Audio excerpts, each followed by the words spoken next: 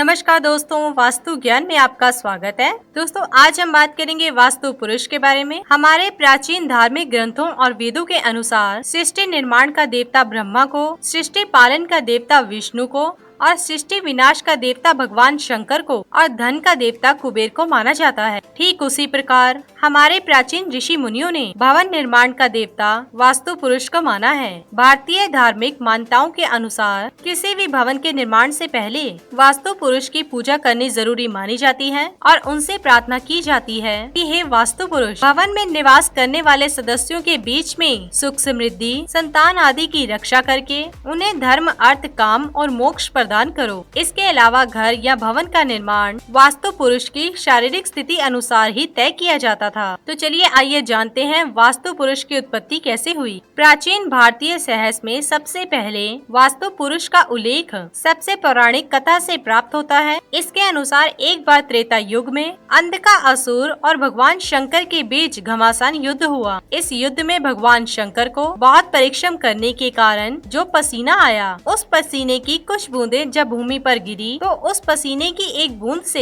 एक अद्भुत बलशाली विराट पुरुष की उत्पत्ति हुई। उस विराट पुरुष का आकार इतना बड़ा हो गया कि वह देवलोक की और असुर लोक की भूमि को ढकने लगा। यह देखकर देवता और असुर दोनों ही बहुत ही भयभीत हो गए। देवताओं को लगा कि यह असुरों की तरफ से कोई विराट पुरुष है, जबकि असुरों को लगा कि यह देवताओं की तरफ से कोई नया देवता प्रकट हो गया। इस हैरानी के कारण युद्ध बंद हो गया और अंत में सभी देवता और असुर ब्रह्मा जी के पास गए और उनसे प्रार्थना की कि हे प्रभु, हम सभी इस अद्भुत विराट पुरुष और इसकी छाया से बहुत ही भयभीत हैं। आप हमें इससे मुक्ति दिलवाएं। तब ब्रह्मा जी ने आदेश दिया कि तुम सब मिलकर उस विराट पुरुष को मुंह के बल पृथ्वी पर फेंक दो और भय रहित हो जाओ। ब्रह्मा जी का आदेश सुनकर सभी देवता और असुरों ने मिलकर उस विराट पुरुष को चारों तरफ से घेर लिया और उसके शरीर को अलग अलग हिस्सों से पकड़कर उल्टा करके मुंह के बल पृथ्वी पर गिरा दिया। जब विराट पुरुष मुंह के बल पृथ्वी पर पड़ा था, तब उसने गर्जना भरी आवाज में ब्रह्मा जी से प्रार्थना करते हुए कहा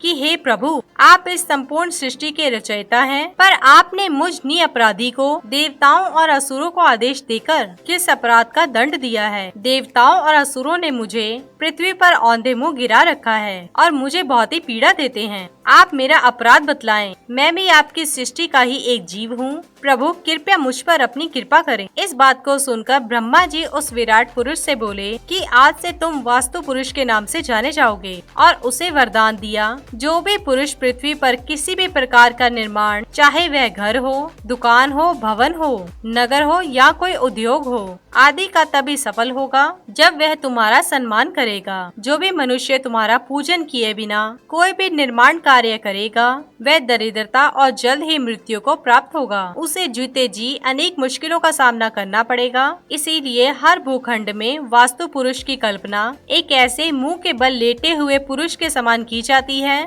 जिसका सिर ईशान कोण और पैर नैऋत्य कोण की तरफ हैं। घर या भवन का सारा निर्माण वास्तु पुरुष की शारीरिक स्थिति के अनुसार ही तय किया जाता है। वास्तु पुरुष के विभिन्न अंगों में देवताओं और असुरों का वास माना जाता है। वास्तु पुरुष को पृथ्वी पर गिराते समय जिस देवता और असुर ने वास्तु पुरुष के जिस अंग को पकड़ रखा था, आज भी उसी अंग में उस देवता या असुर का वास माना गया है। यही कारण है कि किसी भी निर्माण योग भूमि की नींव में वास्तु पुरुष का वास होता है और मकान की सुरक्षा का सारा भार इस वास्तु पुरुष पर ही होता है। वास्तु शास्त्र के अनुसार पृथ्वी पर बने किसी भी मकान, दुकान, भवन, फैक्ट्री आदि में वास्तु पुरुष की उत्पत्ति मानी जाती है। अगर आप कोई मकान, दुकान, फैक्ट्री या फिर कोई अन्य प्लॉट ले रहे हो, तो सबसे पहले उस प्लॉट की दिशा पता करें। फिर उस प्लॉट में वास्तु पुरुष की कल्पना एक मुंह के बल लेटे हुए पुरुष के रूप में करें। प्लॉट के उत्तर पूर्व या ईशान कोण में वास्तु पुरुष का सर होता है और दक्षिण पश्चिम या नैऋत्य कोण में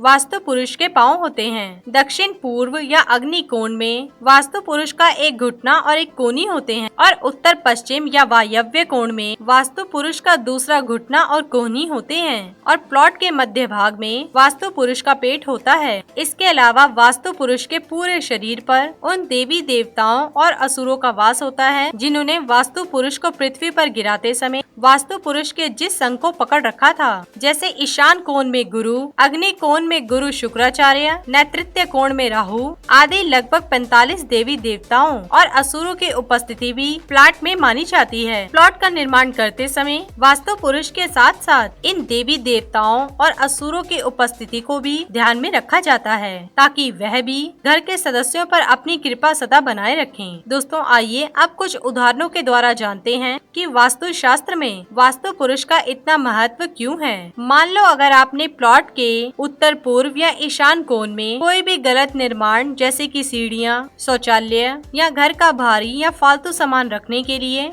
स्टोर रूम का निर्माण करवा दिया, तो वास्तु शास्त्र के अनुसार यह एक गंभीर दोष माना जाता है, क्योंकि सीढ़ियाँ और स्टोर रूम में रखे फालतू और भारी सामान के कारण वास्तु पुरुष के सिर को बहुत ही तकलीफ होगी और शौचालय की गंदगी के कारण भी वास्तु पुरुष के सिर को परेशानी होगी। इन दोषों के कारण घर में निवास करने के कुछ समय बाद घर के किसी भी सदस्य को सिर या दिमाग से संबंधित कई प्रकार की नाइलाज बीमारियां जैसे ब्रेन ट्यूमर, माइग्रेन, सिर दर्द आदि होने की संभावना बनी रहती है। इसके अलावा इस दिशा के स्वामी गुरु ग्रह हैं, जो किसी भी व्यक्ति को जिंदगी में लक्ष्य प्राप्ति और संतान की उत्पत्ति में सहायक हैं। इस दिशा में दोष होने पर संतान की उत्पत्ति या संतान की बीमारी के कारण घर में बहुत ही परेशानी होगी। इसके अलावा इस दिशा में दोष होने पर व्यक्ति को अपना लक्ष्य निर्धारित करने में मुश्किल होगी और वह जिंदगी में हमेशा कुछ न कुछ गलत फैसले लेता रहेगा। इन दोषों के कारण वास्तु पुरुष को जो मुश्किलें होंगी, वास्तु पुरुष वही मुश्किलें उस घर में रहने वाले सदस्यों को देता है, जो उसे महसूस हो रही होती हैं। उस घर के सदस्यों को यह मुश्किलें देकर वास्तु पुरुष यह बताना चाहता है कि मैं यहाँ परेशानी में हूँ और कृपया मुझे इन परेशानी से मुक्ति दिलाएं। अगर वह जिंदगी में सुख, समृद्धि और धन दौलत पाना चाहते हैं।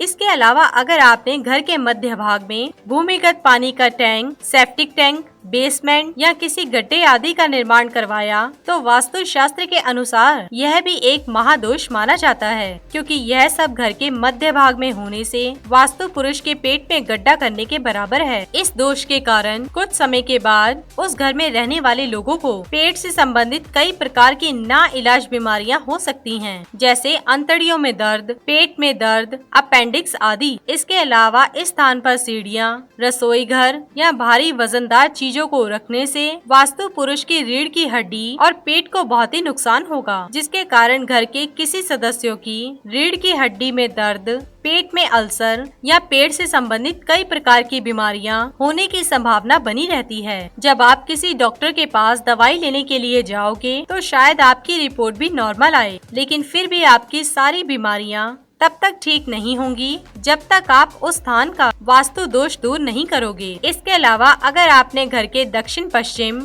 या नेतृत्व कोण, जहां वास्तु पुरुष के पांव होते हैं, उस स्थान पर कोई भारी निर्माण जैसे सीढ़ियाँ, स्टोर रूम या रसोई घर आदि का निर्माण करवा दिया, तो इससे भी एक वास्तु दोष उत्पन्न हो जाता है, क्योंकि सीढ़ियों और स्टोर रूम में रखे भारी वजन के कारण वास्तु पुरुष के पैरों को बहुत ही तकलीफ होगी और रसोई घर की अग्नि वास्तु पुरुष के पैरों को जला देगी।